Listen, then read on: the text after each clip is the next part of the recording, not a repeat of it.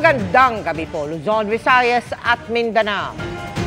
Patay ang isang gwardiya sa Antipolo City matapos harap-harapang pagbabarilin ng kapwa niya sa Q. Nag-ugat umano yan dahil sa 30 minutong pagka-late sa trabaho ng biktima.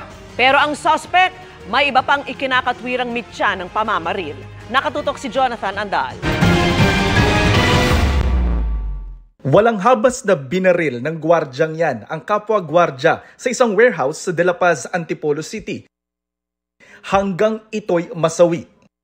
Ang pamamaril nag-ugat lang umano sa 30 minutong pagka-late ng biktima. Karelyebo kasi siya ng suspect at hindi ito ang unang pagkakataon na nahuli ito ng pasok. Yung suspect natin ay parang buong araw na nag-duty at initially sa kabi niya, parang araw-araw na lang na late yung masama niya. Pero may ibang ikinatwira ng suspect. Sumuko siya ng puntahan ng mga pulis sa warehouse.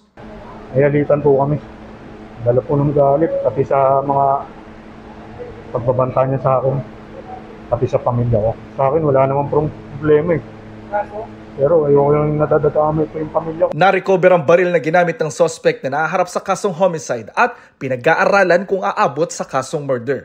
Hihingi po ako ng patawad, hihingi po ako ng pasensya. Para sa GMA Integrated News, Jonathan Andal, nakatutok, 24 oras.